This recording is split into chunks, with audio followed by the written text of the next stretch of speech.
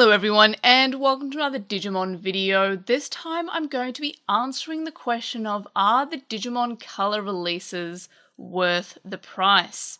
Now, of course, I have previously gone over a full review video about what I like and what I don't like, and just little bits of tidbits here and there about these releases. So if you want more in-depth review of this release, check out that video. This video is just, are they worth the price? So these are the Digimon Color, which is effectively a re-release in color of the original 5 versions of the Digimon Virtual Pet. So 1, 2, 3, 4, and 5. With a few additional bits and pieces and features and functionality, such as additional Digimon, since the original Digimon Virtual Pets only went up to Perfect. They've added the extra level of Mega, they've added Jogresses, and they've added some additional Digimon. And of course, additional functionality like the single-player Colosseum that we've seen in the more recent Digimon releases. So you don't need to connect to them necessarily to get all your battle requirements in. So why these are so expensive is because they are premium Bandai Japan exclusives, which means the only way to get them is to go to a reseller or retailer like Hobby Genki, like Japan You Want, like Zen and TCG, or buy directly from premium Bandai Japan, which is of course a little hard if you don't live in Japan. You have to go through proxy services.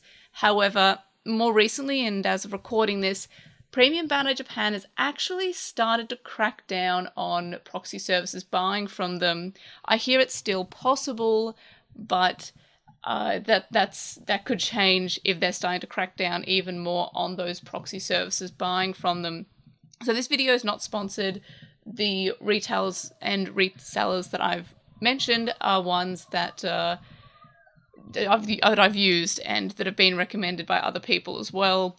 So you can get them from there, but because they are premium Bandai Japan only, effectively if you miss the pre-order window, you have to pay a little bit of a markup on the releases, and that price just effectively increases over time, which is a little bit of a shame.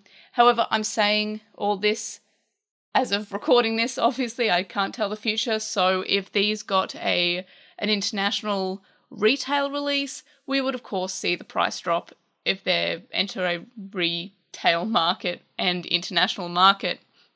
So of course, if you want to buy these, you either get them during the pre-order window, or you buy at a bit of a markup from a second-hand seller or any leftover stock that retailers like Japan You Want or Zen and TCG have.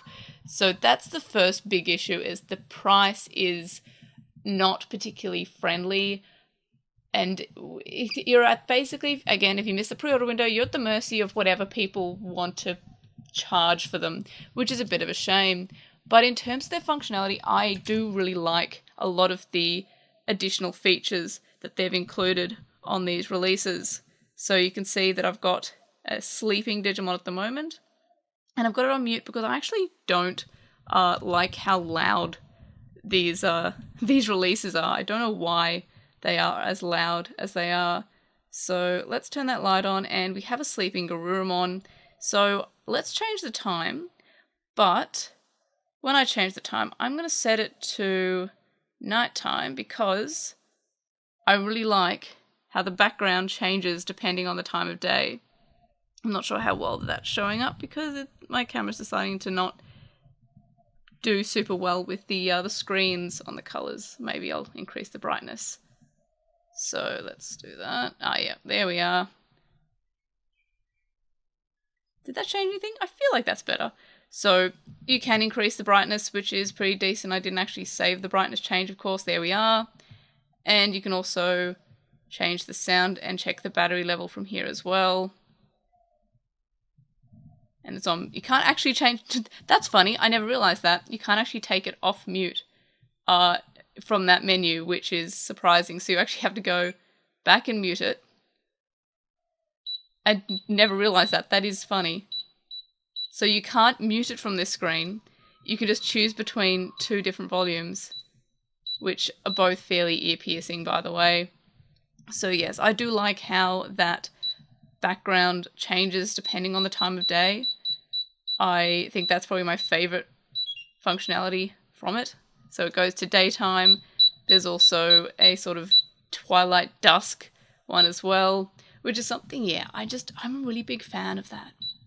Like, I really appreciate that, as I never expected that to be a feature or functionality from it. I thought that was a pretty cool addition that they did. They changed that background color. You can, of course, change the backgrounds themselves, which is pretty cool. I like that as well, but I prefer the color changing, the day or night changing ones. And you can also unlock some of these backgrounds from completing the Colosseum or from connecting to the other Digimon Color releases, which, as of recording this, I've only connected it to the version 1, but I have my versions 3, 4, and 5 that I will connect it to, and you can unlock their unique background as well. However, everyone is sleeping at the moment because they sleep in real late, apparently, or at least later than I do. So it does have the Colosseum that I mentioned, the quest mode, where you go through and you fight Digimon, and each battle appears to be as ear-piercingly loud as the last. You don't put any input in, you just kind of watch them do their thing. You can skip it by pressing the B button. But effectively, you could just let this run on the table and it will fight through all the battles. You can't put in the power level or anything like you do with the DM20. It's just an automatic battler, basically.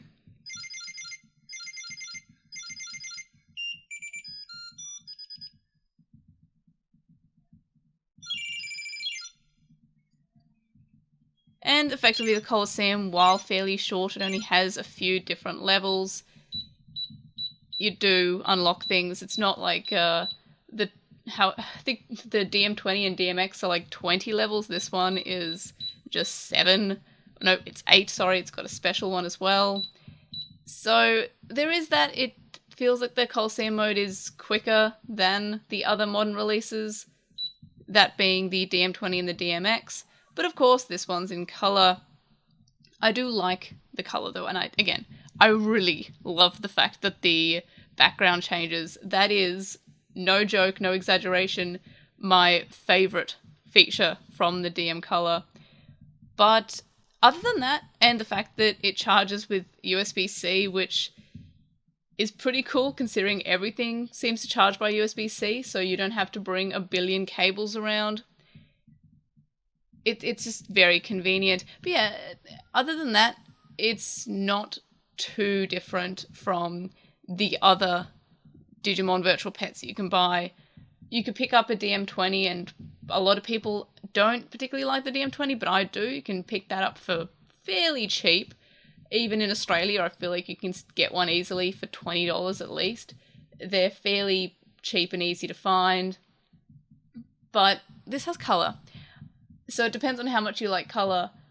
I would say they're not particularly worth the price, especially because, again, if you miss that pre-order window, you're at the mercy of whatever resellers want to sell them for, and they're not going to sell it for below cost price, or at least below the original pre-order price. So the prices are effectively, and from what we've seen, judging by previous premium Bandai Japan Digimon releases, that the prices just do tend to keep going up, especially for Digimon virtual pets like this. We saw it with the Digital Monster X before they got an English release. We saw it with even the original Japanese DM20, and we saw it with the Digimon Revival. The exception being the Pendulum Z, which are still fairly cheap, or at least some of them are fairly cheap. But then we have the likes of the Pendulum 20th, which have, I want to say, quadrupled in price since their original pre-order price in only a few years. They came out in 2018 and it's now 2023, and they have effectively, quadrupled in price from their pre-order price. So yeah, I don't particularly think that they are worth it.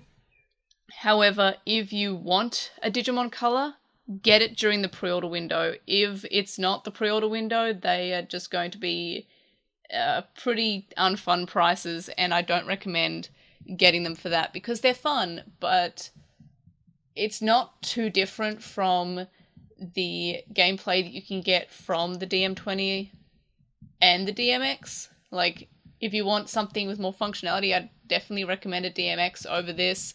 Of course, the color screens are nice, the little quality of life improvements are nice, but if you compare it to something that's a similar price, like the Tamagotchi Uni release, which is the most recent color Tamagotchi release, it's got onboard Wi-Fi, it's got, it gets updates that update through the Wi-Fi, there are events on, special timed events, and there's more promise for additional functionality because it has the ability to get updates. There's the online world, the Tamiverse. There's a lot going on in the Tamagotchi Uni. However, this has a lot less going on and is a similar price. It is, of course, cool, and if you're looking for a virtual pet that doesn't have much going on in terms of different functionality and gameplay, sure, it's fine, and it's really good, and I do like the Digimon Color. This isn't me saying that Digimon Color is a bad virtual pet. The Digimon Color is an expensive virtual pet for what it is, and you're effectively just paying the premium Bandai Japan price, which is a shame. Of course, if this video ages badly, and I'm kind of hoping it does, I'm hoping that this gets a retail release. It's not going to be as cheap as the DM20 or the DMX, but it will, I'd say, be about half the price as what you'd pay getting it from Premium Bandai Japan. I'd imagine maybe $60 Australian seems what I would price it at. If it came out for $60 Australian, I'd say, oh, that sounds like it's still high, but it's fair enough. For comparison, the Tamagotchi Uni is about 130 Australian dollars. So that's just the price of things in Australia. So do I recommend them? Yes. Are they worth the money? No. So it really depends on how much you love the functionality. Again, I've done my full review already on the Digimon Color, so I don't want to beat that horse too much. But you can check it out, any points that I like or don't like about the Digimon Color if you want more of my thoughts about it. But in terms of the price, yeah, the price is the biggest downfall here, and it's just going to get worse unless they get that retail release. Of course, I wouldn't put it past Bandai to release even more of these, more different, like more color variations, or just have a wave 2 of them. We do, of course, know that the version 1 and 2 are getting re-released in one color each for them. And then, of course, we have the Digimon Pendulum Color coming out, which is just effectively the same sort of thing here. It's the color release of the Digimon Pendulum with the few quality of life changes that the Digimon Color have. And, of course, same goes for them. If you miss the pre-order window, they're just probably going to shoot up in price, judging by what we've seen with previous virtual pets. But that's it. That's my little spiel about whether or not they are worth the money. Effectively, no, but they are pretty fun, and I do like them. And yeah, again, don't let me being negative make you think that I don't like them, because I absolutely do. I would not have them if I did not like them, and I like these little guys.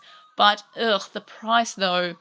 So those are my thoughts. Let me know any of the comments or questions you have in the comment section below, because that's where comments go. That's why it's called a comment section. If that's where comments didn't go, it would be called the not comment section. I don't know where I'm going with this. Like this video for, hey, these things are pretty, they're expensive, but they are very pretty. Subscribe if you haven't already. If you have subscribed, tell your friends, tell your neighbors, tell your enemies, and of course, I'll see you in the next video. Bye!